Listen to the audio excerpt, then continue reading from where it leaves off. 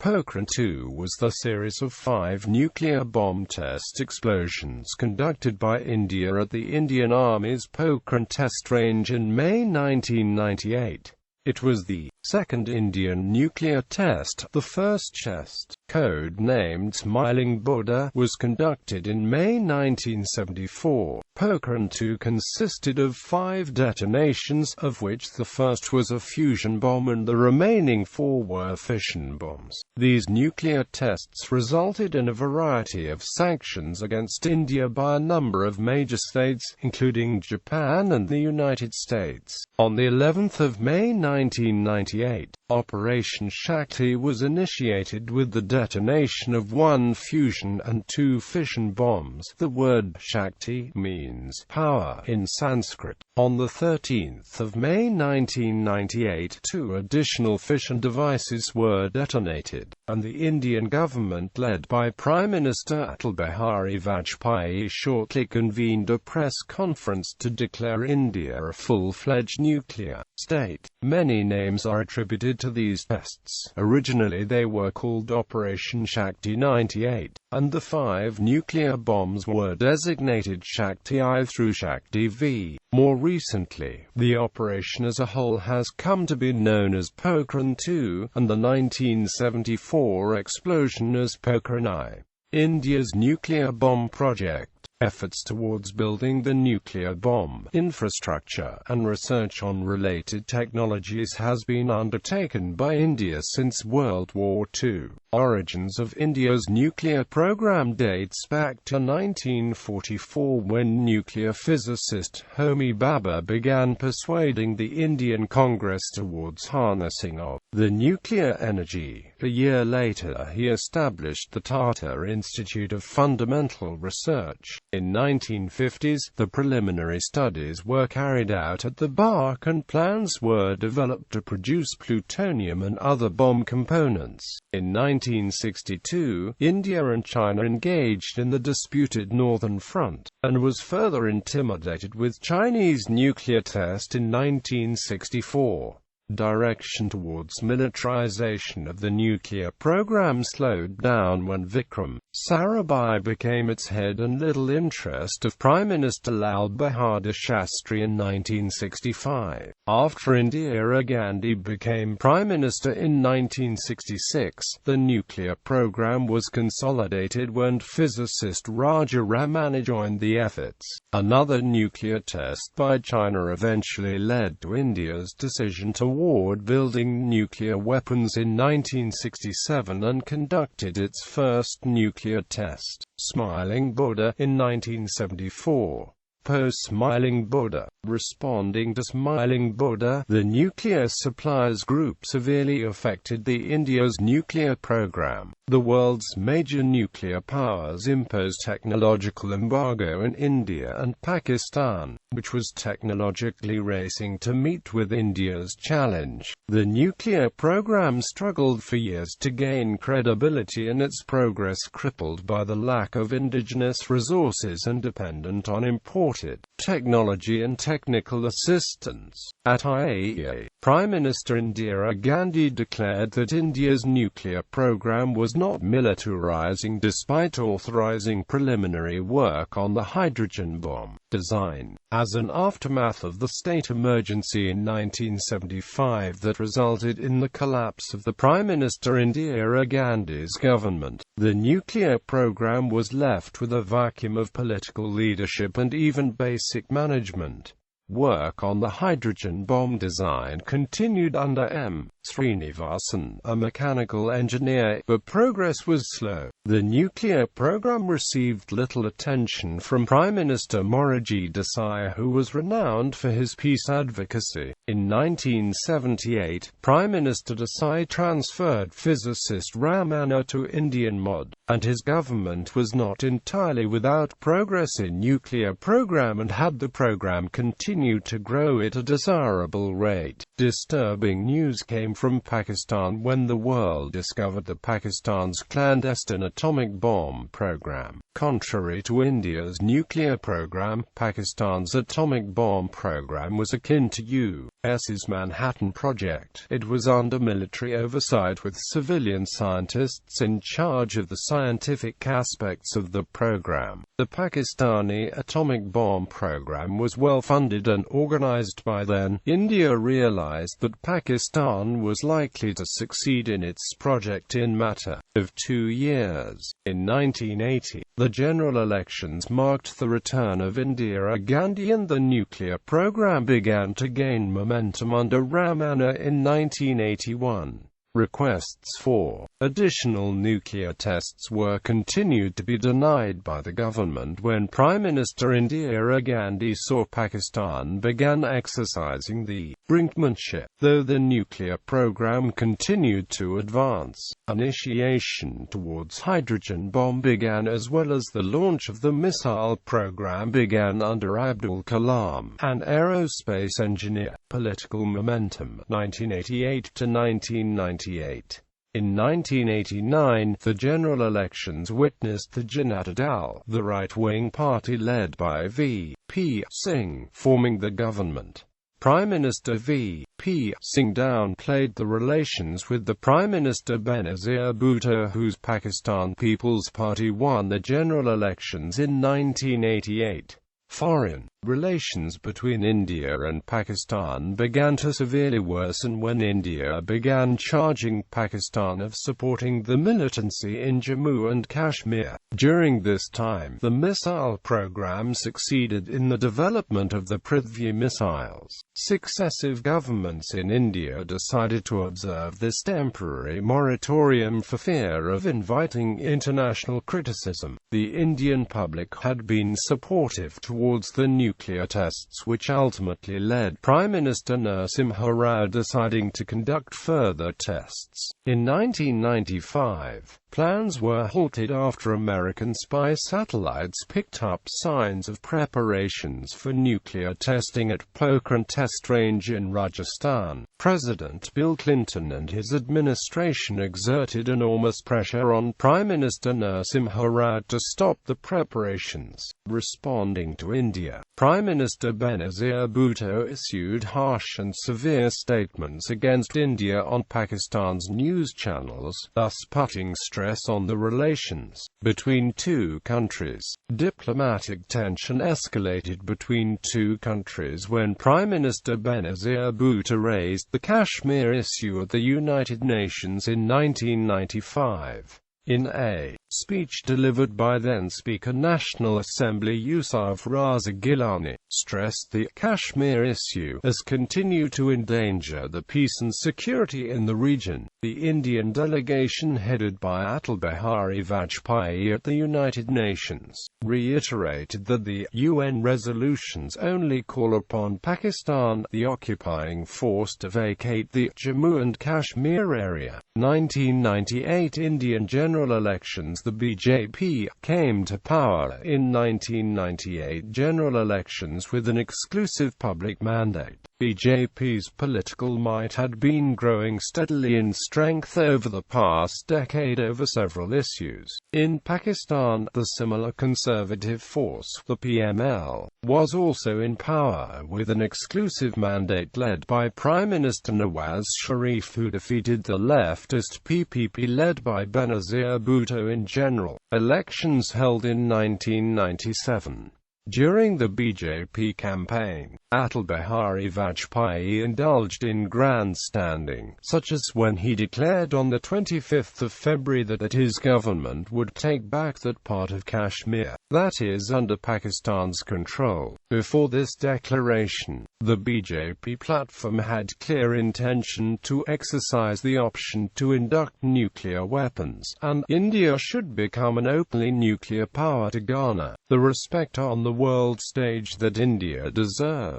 By the 18th of March 1998, the Vajpayee had publicly begun his lobbying for nuclear explosion and declared that there is no compromise on national security. All options, including the nuclear options, will be exercised to protect security and sovereignty. Consultation began between Prime Minister Vajpayee, Abdul Kalam, R. Chidambaram and officials of the Indian Day on nuclear options. Chidambaram briefed Prime Minister Vajpayee extensively on the nuclear program. Abdul Kalam presented the status of the missile program. On the 28th of March 1998, Prime Minister Vajpayee asked the scientists to make preparations in the shortest time possible, and preparations were hastily made. It was time of tense atmosphere when Pakistan, at a conference on disarmament, offered a peace rhetoric agreement with India for an equal and mutual restraint in conventional, missile and nuclear fields. Pakistan's equation was later re-emphasized on the 6th of April, and the momentum in India for nuclear tests began to build up, which strengthened Vajpayee's position to order the tests. Preparations for the test. Unlike Pakistan's weapon testing laboratories, there was very little that India could do to hide its activity at Pokhran. Contrary to high-altitude granite mountains in Pakistan, the bushes are sparse and the dunes in the Rajasthan desert don't provide much cover from probing satellites. The Indian intelligence had been aware of U.S. spy satellites, and the American CIA had been detecting Indian test preparations since 1995. Therefore, the tests required complete secrecy in India and also needed to avoid detection by other countries. The 58th Engineer Regiment of Indian Army's Corps of Engineers was commissioned to prepare the test sites without being probed by the U.S. spy satellites. The 58th Engineers Commander Colonel Gopal Kaushik supervised the test preparations and ordered his staff officers take all measures to ensure total secrecy. Extensive planning was done by a very small group of scientists, senior military officers and senior politicians to ensure that the test preparations would remain secret, and even senior members of the Indian government didn't know what was going on. The chief scientific advisor and the director of DRDO, Abdul Kalam, and Dr. R. Chidambaram, the director of the day, were the chief coordinators of this test planning. The scientists and engineers of the BARC, the AMDER, and the DRDO were involved in the nuclear weapon assembly, layout, detonation and obtaining test data. A very small group of senior scientists were involved in the detonation process. All scientists were required to wear army uniforms to preserve the secrecy of the tests. Since 1995, the 58th Engineer Regiment had learned to avoid satellite detection. Work was mostly done during night, and equipment was returned to the original place to give the impression that it was never moved. Bomb shafts were dug under camouflage netting, and the dugout sand was shaped like shaped dunes. Cables for sensors were covered with sand and concealed using native vegetation. Scientists would not depart for Pokhran in groups of 2 or 3. They traveled to destination other than Pokhran under pseudonyms, and were then transported by the army. Technical staff at the test range wore military uniform to prevent detection in satellite images. Nuclear weapon designs and development and test teams. The main technical personnel involved in the operation were Project Chief Coordinators Drive, APJ Abdul Kalam, Scientific Advisor to the Prime Minister and Head of the DRDO, Dr. R. Chidambaram, Chairman of the Atomic Energy Commission and the Department of Atomic Energy, Defense Research and AMP Development Organization Drive K. Santhanam, Director, Test Site Preparations, Atomic Minerals Directorate for Exploration and Research Drive G. R. Dikshitulu, Senior Research Scientist B. SOI Group Nuclear Materials Acquisition. Babur Atomic Research Center Drive. Anil Kakodkar, Director of BARC. Dr. Satinder Kumar Sikka, Director, Thermonuclear Weapon Development. Dr. M.S. Ramakumar, Director of Nuclear Fuel and Automation Manufacturing Group, Director, Nuclear Component Manufacture. Dr. D.D. Sood, Director of Radiochemistry and Isotope Group, Director, Nuclear Materials Acquisition. Dr. S.K. Gupta, Solid State Physics and Spectroscopy Group, Director, Device Design and AMP Assessment. Dr. G. Govindraj, Associate Director of Electronic and Instrumentation Group, Director, Field Instrumentation. Movement and Logistics. 3 laboratories of the DRDO were involved in designing, testing and producing components for the bombs, including the advanced detonators, the implosion and high-voltage trigger systems. These were also responsible for weaponizing, systems engineering, aerodynamics, safety interlocks and flight trials. The bombs were transported in 4 Indian Army trucks under the command of Colonel Umankipur. All devices from BARC were relocated at 3:00 hours on 1 May 1998. For the Chhatrapati Shivaji International Airport, the bombs were flown in an Indian Air Forces AN-32 plane to the Jaisalmer Army Base. They were transported to Pokhran in an army convoy of 4 trucks, and this required 3 trips. The devices were delivered to the Device Preparation Building, which was designated as Prayer Hall. The test sites was organized into 2 government groups and were fired separately, with all devices in a group fired at the same time. The first group consisted of the thermonuclear device, the fission device, and a sub-kiloton device. The second group consisted of the remaining 2 sub-kiloton devices, Shakti IV and V. It was decided that the first group would be tested on the 11th of May and the second group on the 13th of May. The thermonuclear device was placed in a shaft code-named White House, which was over 200 meters deep. The fission bomb was placed in a 150 meters deep shaft code-named Taj Mahal, and the first sub-kiloton device in Kamkaran. The first 3 devices were placed in the respective shafts on the 10th of May, and the first device to be placed was the sub-kiloton device in the Kamkaran shaft, which was sealed by the Army engineers by 8:30 p.m. The thermonuclear device was lowered and sealed into the White House shaft by 4 a.m., and the fission device being placed in the Taj Mahal shaft was sealed at 7:30 a.m., which was 90 minutes before the planned test time. The shafts were L-shaped, with a horizontal chamber for the test device.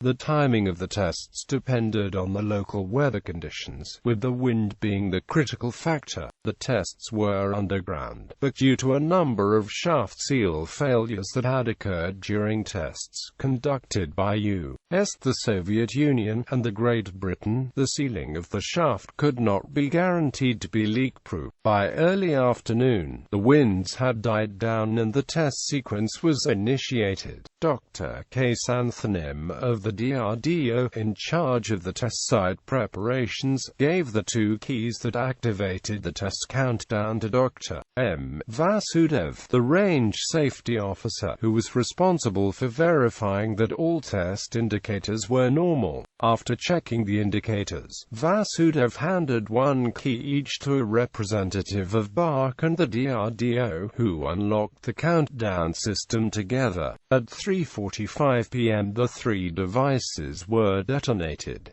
Nuclear bombs and detonations. 5 nuclear devices were detonated during Operation Shakti. All devices were weapon-grade plutonium and they were Shakti-I, a thermonuclear device yielding 45 knots, but designed for up to 200 knots. Shakti-II, a plutonium implosion design yielding 15 knots and intended as a warhead that could be delivered by bomber missile. It was an improvement of the device detonated in the 1974 Smiling Border test of 1974. 1994, developed using simulations on the Param supercomputer. Shakti-3, an experimental linear implosion design that used non-weapon-grade plutonium, but which likely emitted the material required for fusion, yielding 0.3 knots. Shakti-IV, a 0.5 knots experimental device. Shakti-V, a 0.2 knots experimental device. An additional sixth device is suspected to have been present but not detonated. At 3:43 p.m. IST, 3 nuclear bombs were detonated simultaneously, as measured by international seismic monitors. On the 13th of May, at 12:21 p.m. IST 6:51 UTC, 2 sub-kiloton devices were detonated. Due to the very low yield, these explosions were not detected by any seismic station. On the 13th of May 1998, India declared the series of tests to be over after this.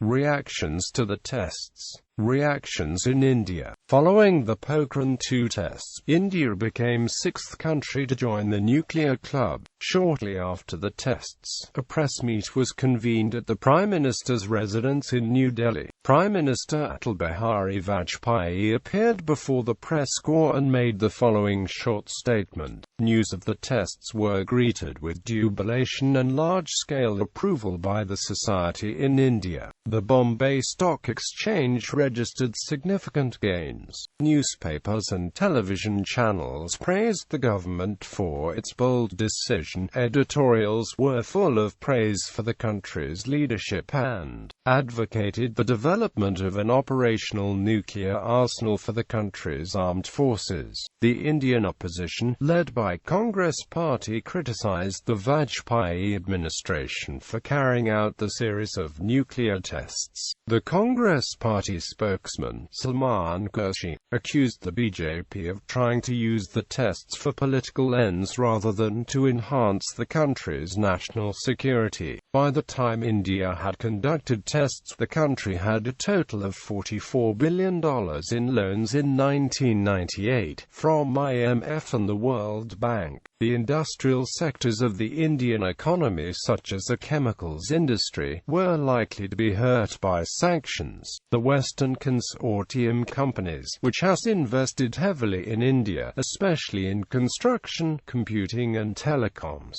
were generally the ones who were harmed by the sanctions. In 1998, Indian government announced that it had already allowed for some economic response and was willing to take the consequences. International reactions. The United States issued a strong statement condemning India and promised that sanctions would follow. The American intelligence community was embarrassed as there had been a serious intelligence failure of the decade in detecting the preparations for the test. In keeping with its preferred approach to foreign policy in recent decades, and in compliance with the 1994 Anti-Proliferation Law, the United States imposed economic sanctions on India. The sanctions on India consisted of cutting off all assistance to India except humanitarian aid, banning the export of certain defense material and technologies, ending American credit and credit guarantees to India, and requiring the U.S. to oppose lending by international financial institutions to India. From 1998-99, the United States held series of bilateral talks with India over the issue of India becoming party of the CTBT and NPT. In addition, the United States also made an unsuccessful attempt of holding talks regarding the rollback of India's nuclear program. India took a firm stand against the CTBT and refusing to be signatory party of it despite under pressure by the U.S. President Bill Clinton, and noted the treaty as it was not consistent with India's national security interest.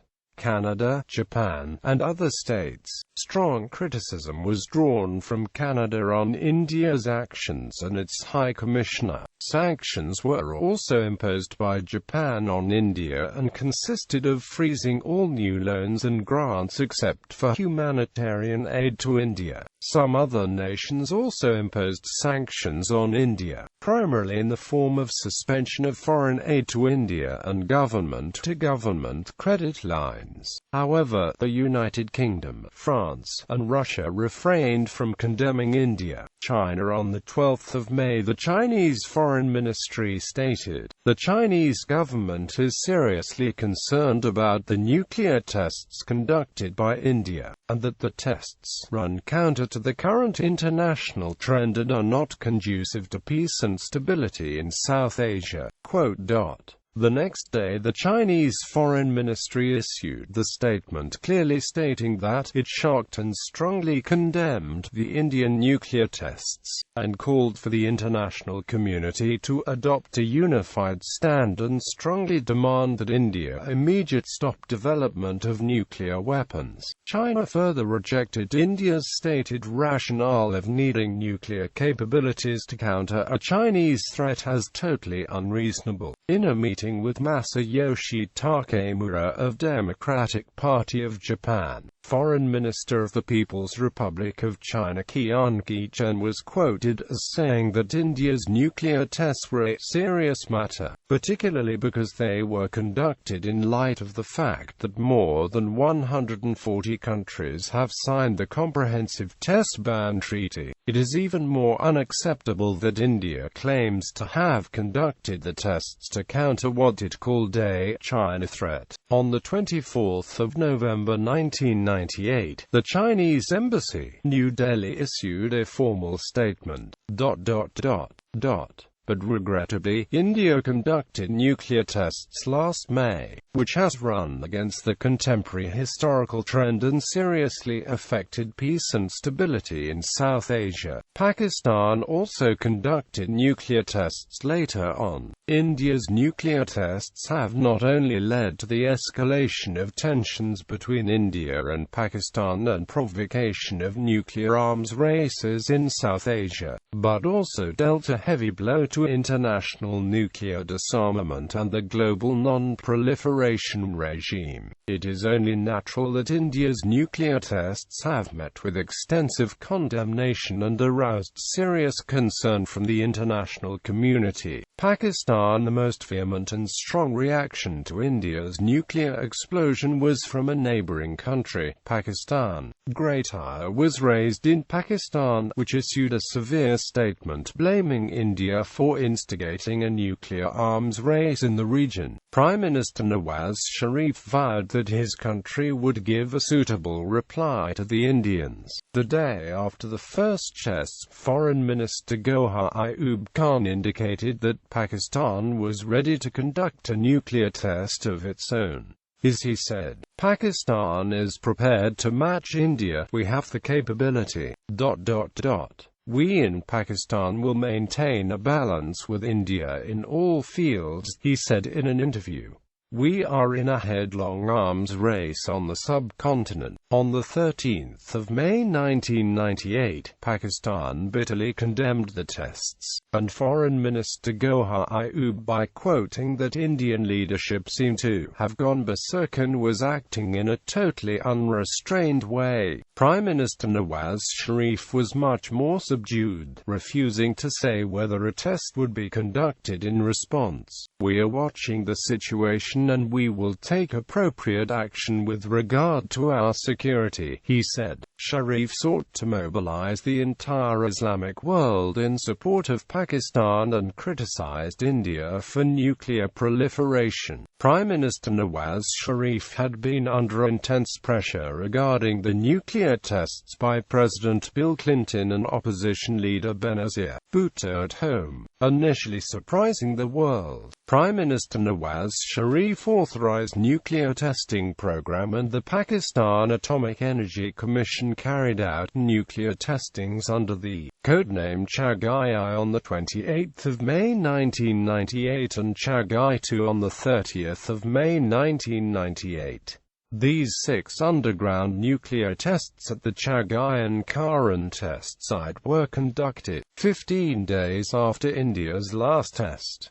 The total yield of the tests was reported to be 40 knots. Pakistan's subsequent tests invited similar condemnations from multiple nations ranging from Australia to Russia, the United Kingdom, and the United States. American President Bill Clinton was quoted as saying, "Two wrongs don't make a right," criticizing Pakistan's tests as reactionary to India's Pokhran-II. The United States, Japan, and a number of other states reacted by imposing economic sanctions on Pakistan. According to the Pakistan's science community, the Indian nuclear tests had given an opportunity to Pakistan to conduct nuclear tests after 14 years of conducting only cold tests. Pakistan's leading nuclear physicist and one of the top scientists, Dr. Pervez Hudayboy, held India responsible for Pakistan's nuclear test experiments in Chagai. UN sanctions. The reactions from abroad started immediately after the tests were advertised. On the 6th of June, the United Nations Security Council adopted Resolution 1172 condemning the test and that of Pakistan's. China issued a vociferous condemnation calling upon the international community to exert pressure on India to sign the NPT and eliminate its nuclear arsenal. With India joining the group of countries possessing nuclear weapons, a new strategic dimension had emerged in Asia, particularly South Asia. Effects on Indian economy. Overall, the effect of international sanctions on Indian economy was minimal. The technological progress was marginal. Most nations did not call for embargoes against India, as the exports and imports together constituted only 4.0% of its GDP, with U.S. trade accounting for only 10.0% of this total. Far more significant were the restrictions on lending imposed by the United States and its representatives on international finance bodies. Most of the sanctions were lifted within 5 years.